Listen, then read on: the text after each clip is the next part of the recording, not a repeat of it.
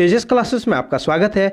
Bihar SSC प्रथम inter स्तरीय मुख्य परीक्षा का ये 66वां मॉक टेस्ट है, यानी इससे पहले हम लोग 65 मॉक टेस्ट को कर चुके हैं। अगर आप उन वीडियोस को नहीं देखे हैं ना, तो डिस्क्रिप्शन में प्लेलिस्ट का लिंक है, जाइए और इस वीडियो के साथ साथ दो तीन करके पुरानी वीडियोस को भी आप जरूर देख लीजिए। पीडीएफ के लिए आपको टेलीग्राम चैनल ज्वाइन करना है। टेलीग्राम में सारे पीडीएफ्स अवेलेबल पड़े हैं, आप उनको भी डाउनलोड करके प्रैक्टिस कर सकते हैं। और टेलीग्राम चैनल आप इसलिए भी ज्वाइन कर लीजिए क्योंकि मॉर्निंग और इवनिंग में क्या होता है, रात को 9 बजे और सुबह में 9 से 11 बजे के बीच में आपको क्विज होता है, आप जाके वहाँ पे पार्टिसिपेट कीजिए। यह वीडियो आपको रोज सुबह 7:30 बजे 101% अपलोड हो जाता है। अगर आपको नोटिस नहीं मिलता है तो 7:35 या 7:40 में आके आप 101% आके इसको वॉच कर लिया कीजिए और टेलीग्राम चैनल ज्वाइन कर लीजिए। कभी मेरे एंड से लेट होता है ना, तो मैं वहाँ पे इंफॉर्मेशन दे देता हूँ। चलिए, इससे पहले हम लोग 65 जो मॉक टेस्ट किए हैं उसमें शुरू का जो 1 से 20 है वो आपका यूनिक पब्लिकेशन का है। 20 के बाद 21 से 37 तक वो आपका रुक्मणी या प्लेटफॉर्म पब्लिकेशन का है। 38 से 51 तक स्पार्क पब्लिकेशन का है और 52 से 69 तक जो अभी चल रहा है वो आपका किरण पब्लिकेशन का है। नेक्स्ट मैं बताऊंगा, इसी में मैं किरण को रोक के प्रीवियस ईयर वीडियो आपको करा चुका था। प्रीवियस ईयर के जितने भी क्वेश्चन आए थे, सिर्फ इंटर लेवल का नहीं, ग्रेजुएशन लेवल का भी मैं उसमें करा चुका हूं, आप लोग उसको देख लीजिए। अगर हिंदी जो लोग देखना चाहते हैं ना, तो हिंदी का भी वीडियो 10 प्रैक्टिस सेट अपलोड हो चुका है, आप उनको जाके डिस्क्रिप्शन में लिंक है, उन सब वीडियोज़ को भी देख सकते हैं।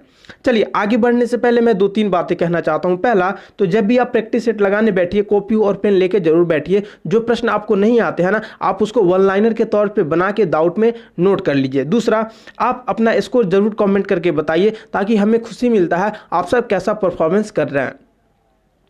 तीसरा, मैं इतना समय आपको देता हूं ताकि आप उसमें सोच सकते हैं कि इस प्रश्न का आंसर क्या होना चाहिए। चलिए, आज का पहला प्रश्न है, बिहार राज्य के वह मुख्यमंत्री जो सबसे कम अवधि तक इस पद पर हैं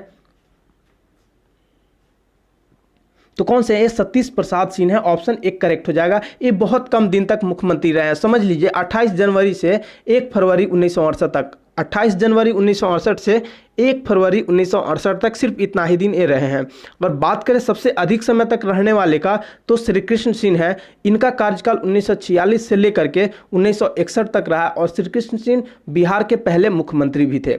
अगला प्रश्न है, बिहार के राजगीर में स्थित गिद्धकूट पहाड़ी के दर्शन करते समय कौन विदेशी यात्री भावुक होकर रो पड़ा था? तो ये फाहियान था। फाहियान चीनी विदेशी यात्री था जिन्होंने गिद्धकूट पहाड़ी के दर्शन करते समय रो पड़ा था। बात किया जाए, ये जो गिद्धकूट राजगीर का जो पहाड़ी है, इसको कहा जाता है कि ये महाभारत काल में मगध के शासक जरासंध की राजधानी थी। अगला प्रश्न है, मदन मोहन मालवीय को महामाना की उपाधि यानी पदवी किसने दी थी?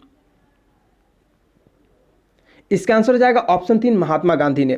अगला प्रश्न है, यूएस हाउस ऑफ रिप्रेजेंटेटिव में सीनेटर के रूप में प्रवेश करने वाला हिंदू अमेरिकन है। पहला हिंदू अमेरिकन आपसे पूछा जा रहा है। इसका आंसर हो जाएगा ऑप्शन 4, तुलसी गबार्ड। अगला प्रश्न है, सही मिलान चुनिए। तो देखिए, सबसे पहले मांसल आहार का बात करें तो मांसल आहार से क्या होता है, हमें आयरन और जिंक मिलता है, यानी ऑप्शन 1 तो गलत हो गया। दूसरा, मत्स्य से हमें क्या मिलता है, खनिज और फैटी एसिड मिलता है और कभी कभी हमें कुछ विटामिन डी और B2 भी मिलते हैं। विटामिन डी और B2 भी इससे हमें मिलते हैं, तो ये तो बिल्कुल ही सरासर गलत है। मेन क्या होता है, खनिज और फैटी एसिड मिलता है। दूध से आप सब जानते हैं प्रोटीन हमें मिलता है, तो ये भी गलत है।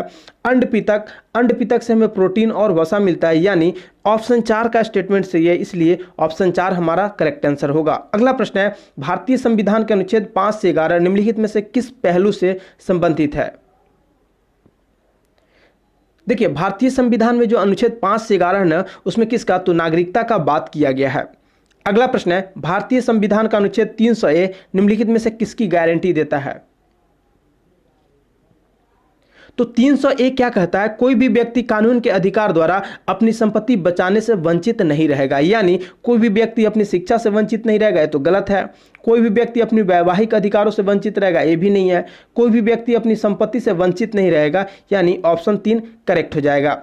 अगला प्रश्न है, भारतीय संविधान का अनुच्छेद 324 से 29 निम्नलिखित में से किस पहलू से संबंधित है?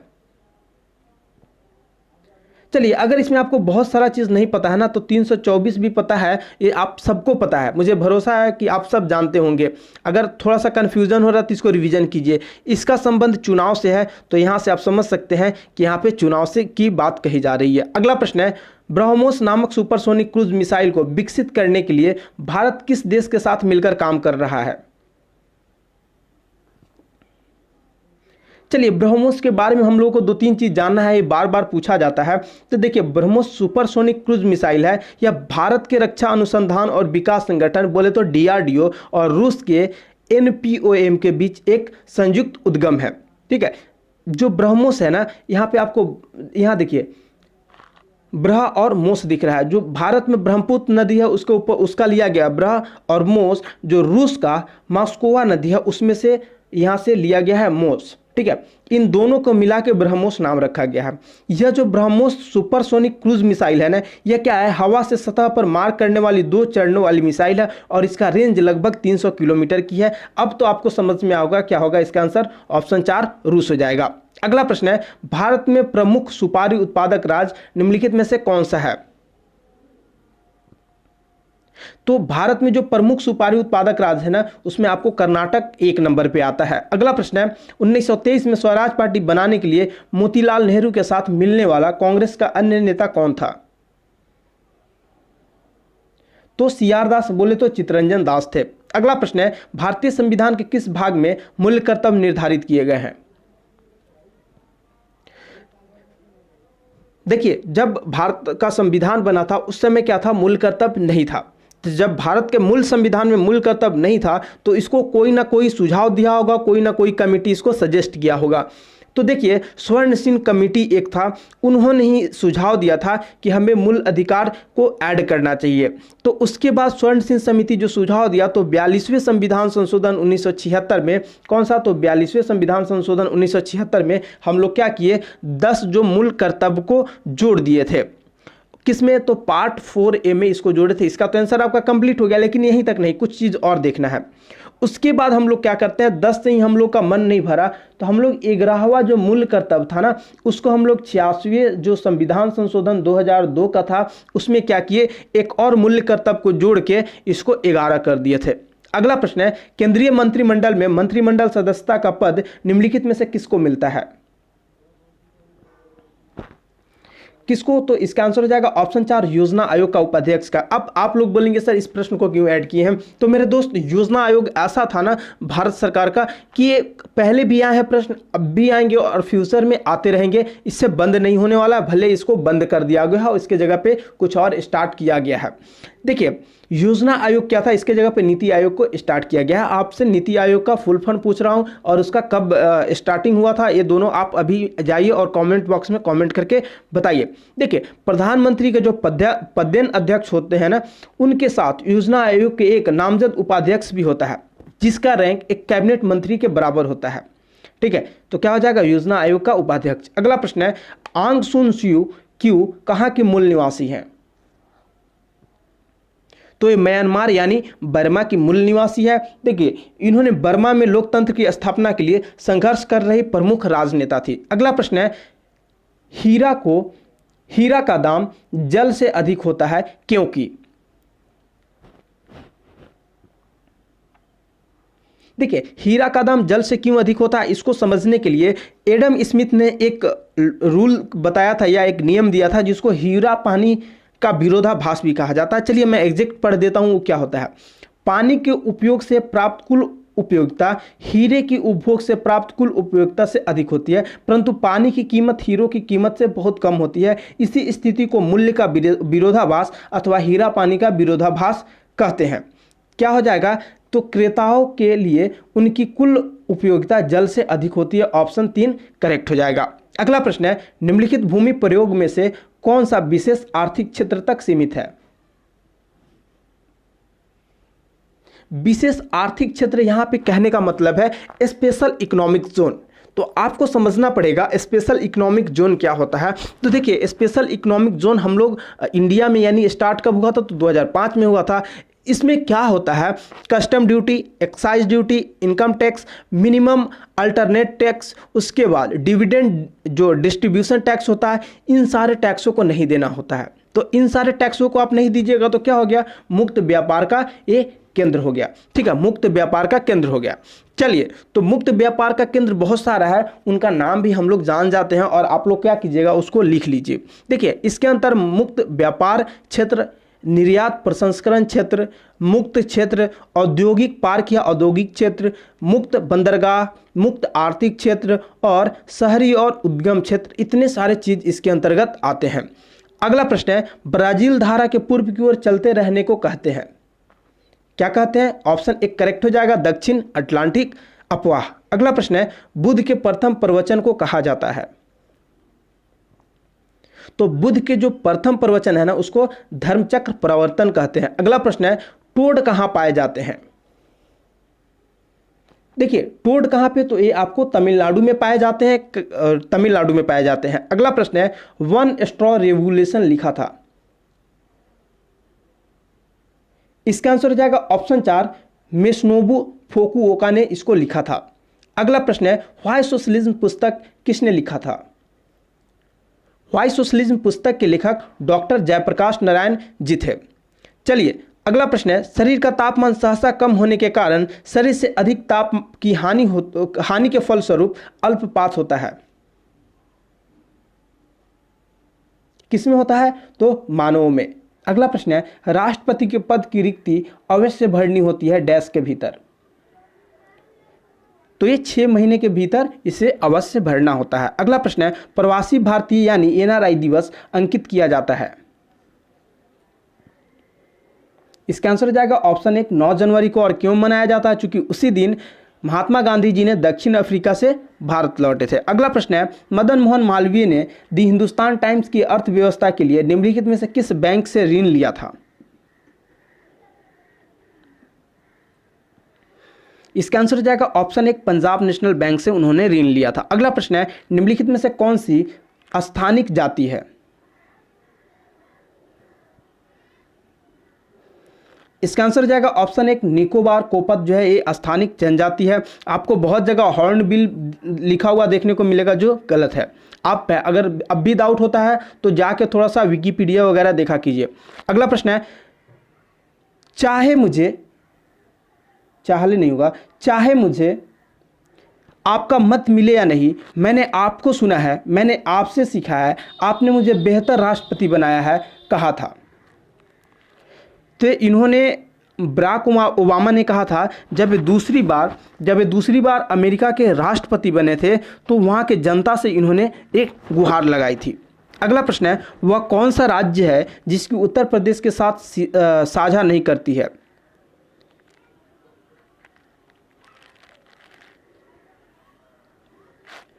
आपको बताना है वो कौन सा राज्य है जिसकी सीमा उत्तर प्रदेश के साथ साझा नहीं होता है। इसका आंसर हो जाएगा ऑप्शन 4, पंजाब। अगला प्रश्न है, कर्क रेखा कहां से होकर नहीं जाती है? तो उड़ीसा से। आप सब याद कर रखे होंगे, गमछा झार मित्र यानी गुजरात, राजस्थान, मध्य प्रदेश, छत्तीसगढ़, झारखंड, पश्चिम बंगाल, त्रिपुरा और मिजोरम, यहीं से जाती है। उड़ीसा आपको नहीं आएगा। अगला प्रश्न है, जालियांवाला बाग हादसे से कौन सा ब्रिगेडियर संबंध था? इसका आंसर हो जाएगा ऑप्शन 1, जनरल डायर। अगला प्रश्न है, राज्यपाल को पद की शपथ किसके द्वारा दिलाई जाती है? तो राज्यपाल को पद की शपथ उच्च न्यायालय के मुख्य न्यायाधीश के द्वारा दिलाई जाती है। अगला प्रश्न है, उच्चतम न्यायालय के मुख्य न्यायाधीश की अधिवर्षता आयु क्या है? अधिवर्षता आयु बोले तो आपको रिटायरमेंट एज क्या है ये आपको बताना है। उच्चतम न्यायालय यानी सुप्रीम कोर्ट, तो सुप्रीम कोर्ट का क्या होता है? 65 साल होता है। 62 साल किसका होता है? हाई कोर्ट का होता है। अगला प्रश्न है, पूर्व में विस्तारित वह कौन सी पर्वतीय श्रेणी है जो भारत और म्यांमार के बीच भारत बांग्लादेश में है?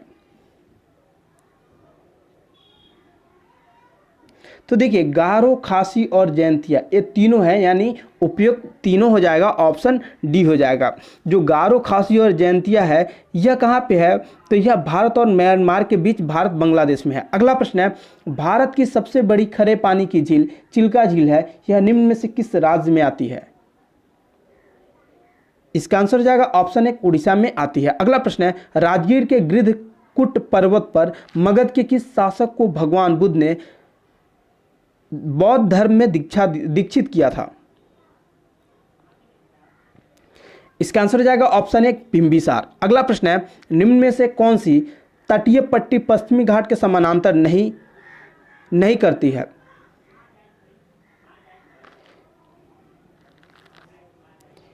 इसका आंसर हो जाएगा ऑप्शन 2 कोरोमंडल। कोरोमंडल तट है, ये पश्चिमी घाट के समानांतर नहीं चलती है। अगला प्रश्न है, वह नदी जो कोरोमंडल तट पर डेल्टा का निर्माण नहीं करती है, वो कौन सा नदी है जो कोरोमंडल तट पर डेल्टा का निर्माण नहीं करती? आपको ये बताना है। इसका आंसर हो जाएगा ऑप्शन 4 नर्मदा नदी कोरोमंडल तट पे डेल्टा का निर्माण नहीं करती है। बात करें नर्मदा नदी का, तो यह अमरकंटक से निकलकर अरब सागर में गिरती है। अगला प्रश्न है, निम्न में से कौन सा भारत का जैव रिजर्व नहीं है? बात करें भारत का जैव रिजर्व का, तो मानस भारत का जैव रिजर्व है। कोंकण ये भारत का जैव रिजर्व नहीं है। दिहांग दिवांग ये आपको अरुणाचल प्रदेश में है। मानस कहाँ पे है? तो ये असम में है। और मन्नार की खाड़ी तो ये भी है भारत का जैव रिजर्व, ये तमिलनाडु में है। ऑप्शन 2 करेक्ट हो जाएगा। अगला प्रश्न है, मनियारों का राजकुमार किसे कहा जाता है?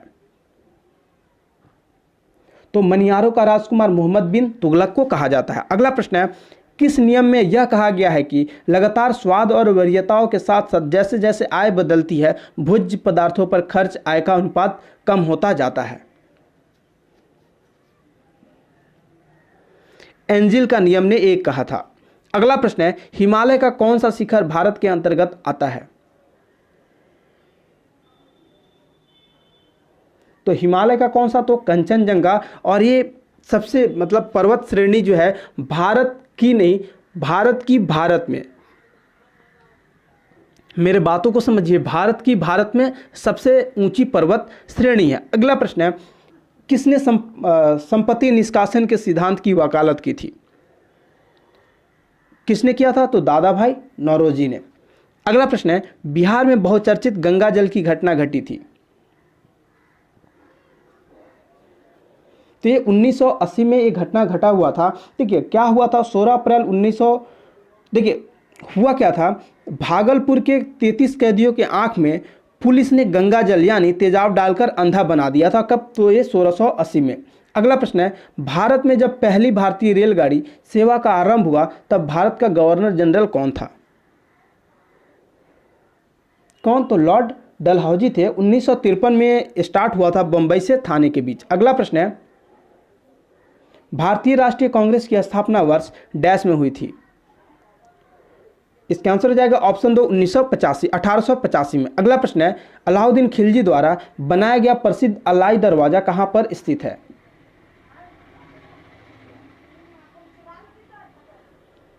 कहां पे? ये नई दिल्ली में स्थित है। ऑप्शन 2 करेक्ट हो जाएगा। अगला प्रश्न है, श्रीरंगपट्टनम का ऐतिहासिक शहर जिसे टीपू सुल्तान और उसके पिता हैदर अली की कब्रों का घर माना जाता है, वह निम्नलिखित किस शहर से लगभग 15 किलोमीटर की दूरी पर स्थित है?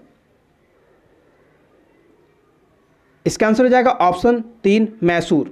अगला प्रश्न है, अनुभवी स्वतंत्रता सेनानी, लेखक और शिक्षाविद के.एम. मुंशी ने निम्नलिखित में से किस संगठन की स्थापना की थी? इसका आंसर हो जाएगा ऑप्शन 2 भारतीय विद्या भवन की इन्होंने स्थापना किया था। बात करें यहाँ पे थियोसोफिटिकल सोसाइटी की, तो इसका स्थापना किसने किया था? तो मैडम ब्लवात्स्की ने और कर्नल ओल्डकोट ने इसका स्थापना किया था। कब? तो 1875 में। यहीं पे भारतीय सांख्यिकी संगठन, तो भारतीय सांख्यिकी संगठन का स्थापना 17 दिसंबर 1931 को पीसी महालेनोबिस के द्वारा किया गया था। यहीं पे इंडियन स्कूल ऑफ माइंस की, तो लॉर्ड उस समय इरविन बैसराय थे, उन्हीं ने 1526 में इसका स्थापना किया था। अगला प्रश्न है, पूरा विश्व होलोकास्ट शब्द को विशेष रूप से निम्नलिखित किस देश के साथ जोड़कर देखता है? देखिए होलोकास्ट क्या है, सबसे पहले आपको इसको जानना है। होलोकास्ट दूसरे विश्व युद्ध के समय इतिहास में एक अवधि थी जिसके दौरान लाखों यहूदियों की हत्या कर दी गई थी। हत्याएं जर्मनी के नाजी पार्टी द्वारा आयोजित की गई थी, जिसका नेतृत्व एडोल्फ हिटलर ने कर रहा था। चलिए ये कहाँ से आपको अब समझ में आ गया? जर्मनी का। अगला प्रश्न है, मुगल शासन के दौरान एक कोतवाल की सही भूमिका क्या थी? देखिए, मुगल शासन के दौरान एक कोतवाल की जो सही भूमिका थी वो थी कानून और व्यवस्था बनाए रखना। अगला प्रश्न है, पानी को शुद्ध करने के लिए आमतौर पर इस्तेमाल किया जाने वाला रासायनिक तरीका निम्नलिखित में से कौन सा है? इसका आंसर हो जाएगा ऑप्शन 3, क्लोरीनीकरण। अगला प्रश्न है, निम्नलिखित में से कौन मीठे पानी का सबसे अच्छा स्रोत है? तो मीठे पानी का सबसे अच्छा स्रोत नदी को माना जाता है। अगला प्रश्न है, निम्नलिखित में से कौन सा विटामिन ए का अच्छा स्रोत है?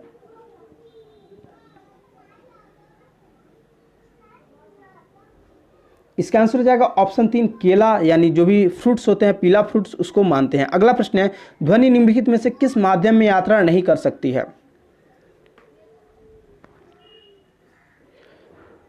इसका आंसर हो जाएगा ऑप्शन 2, वैक्यूम। देखिए, साउंड्स को ट्रैवल करने के लिए वाइब्रेशन होना बहुत ज़रूरी है, तभी साउंड ट्रैवल कर सकता है।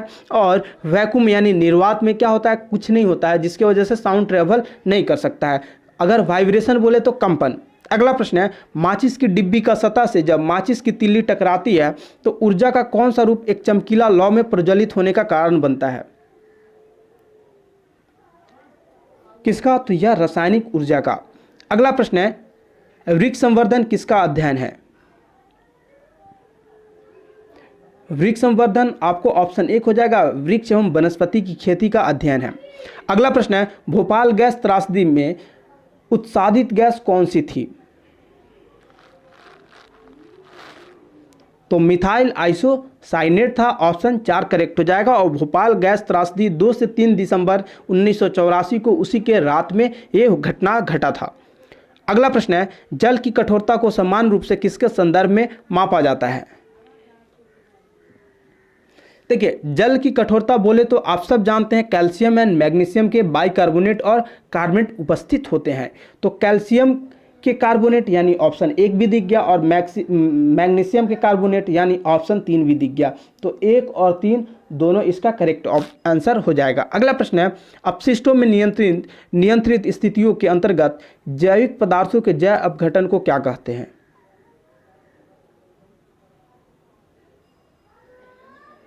तो कंपोस्टिंग कहते हैं, ऑप्शन 1 करेक्ट हो जाएगा। अगला प्रश्न है, गंदे पानी के उपचार में अवसाद हौज का क्या कार्य है?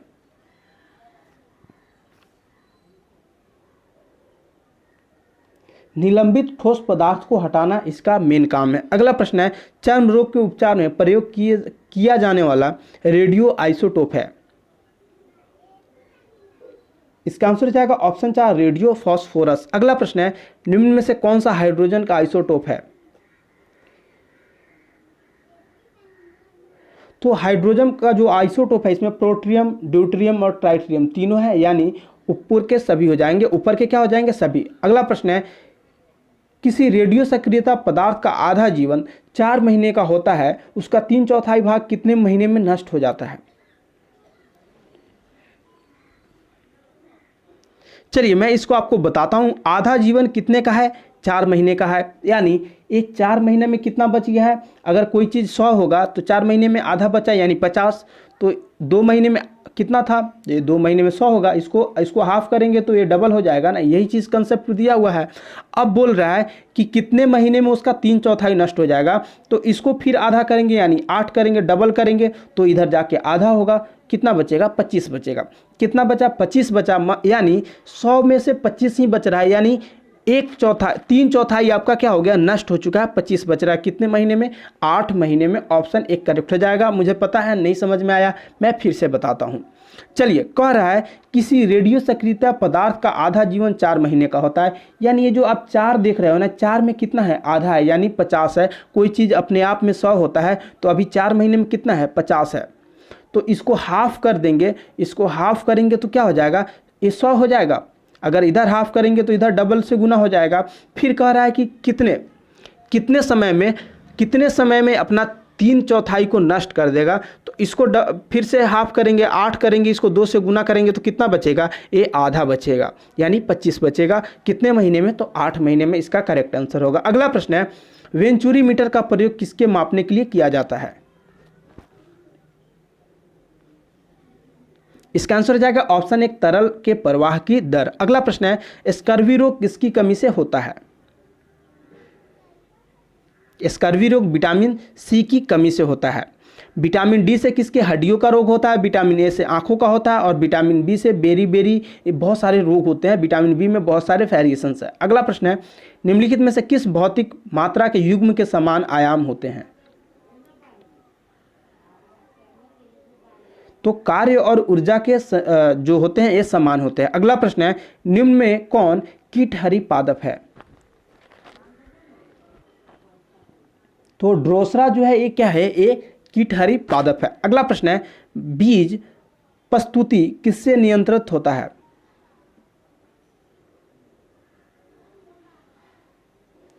तो एब्सिसिक अम्ल से नियंत्रित होता है। अगला प्रश्न है, भोजन में उपस्थित ऊर्जा को मापा जाता है किससे? तो कैलोरी में हम लोग इसको मापते हैं। अगला प्रश्न है, अमरबेल यानी कस्कुटा क्या है? तो ये क्या है, एक परजीवी होता है। अगला प्रश्न है, पादप जल संबंधों में प्रतीक का प्रयोग क्या दर्शाने के लिए किया जाता है?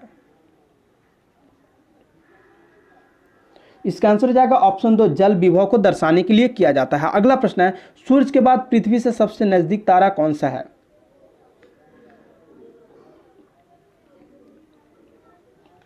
इसका आंसर हो जाएगा ऑप्शन 3, प्रॉक्सिमा सेंचुरी। इसके बाद आएगा अल्फा सेंचुरी। अगला प्रश्न है, सूर्य की बाह्यतम परत को कहते हैं? सूर्य की बाह्यतम परत को क्या कहते हैं? तो क्रीट यानी कोरोना कहते हैं। अगला प्रश्न है, ओटेक का पूरा रूप है? ओटेक का पूरा रूप क्या है, आपको ये बताना है। देखिए, जो ओटेक का पूरा रूप है उसको बोलते हैं ocean thermal energy conversion. Ocean thermal energy, ocean, देखिए यहाँ पे ओशन लिखा हुआ है, ओशियन हो जाएगा ocean thermal energy conversion. Option D correct हो जाएगा। जो यस्टरडे का क्वेश्चन था, कंप्यूटर पर आरोपित ज़्यादातर त्रुटियां किस कारण से होती है? तो आप में से कुछ ही लोग इसका आंसर किए थे। मैं चाहता हूं कि आप में से जितने लोग भी देख रहे हैं ना, वो सारे लोग क्वेश्चन ऑफ द डे का आंसर करो और आप सब लोग जरूर मुझे स्कोर बताओ, ताकि मुझे बहुत खुशी होता है। मैं जानना चाहता हूं कि आपका स्कोर कैसा रह रहा है, और मैं रेगुलर कमेंट्स में रेगुलर देखता हूं, और मैं ये जानना चाहता हूं कि आप लोगों में से कितने इसके करेक्ट आंसर देते हैं। अगर आपको नहीं पता है ना, तो गूगल में जाइए, सर्च करके और देखिए, सर्च करके ही दीजिएगा ना, वो चीज़ आपको बहुत लंबे समय तक याद रहेगा। तो इसका क्या हो जाएगा, इसका आंसर हो जाएगा ऑप्शन 4, डेटा प्रविष्टि में त्रुटि। जो आज का क्वेश्चन ऑफ द डे है, एक निबल कितने बीटों के बराबर होता है? इसका आंसर क्या करना है, आपको कमेंट बॉक्स में जाके कमेंट करना है, और अपना स्कोर कमेंट करके बताइए कितना है। जो लोग हिंदी का वीडियो नहीं देख रहे हैं ना, वो लोग हिंदी देखिए। साथ में जो महा मैराथन प्रैक्टिस सेट है ना, आप किसी भी एग्जाम का प्रिपरेशन कर रहे हो, आप बिहार एसएससी का ही क्यों नहीं कर रहे हो, आप जाके उसको लगाइए। उसको लगाने से क्या होगा ना, आपका एक तो ओवरऑल जो सब्जेक्ट्स पे कमांड है ना, वो मजबूत होगा। साथ में करंट अफेयर्स अगर आप पढ़े हैं तो भी आपका स्ट्रांग होगा, और नहीं पढ़े हैं तो वहाँ से सीख सकते हैं। साथ में करंट अफेयर्स का वीडियो आप लोग देखा कीजिए। चलिए, फिलहाल के लिए हम लोग इसको वीडियो को यहीं पे रोकते हैं। इसके लिए टाटा और बाय बाय।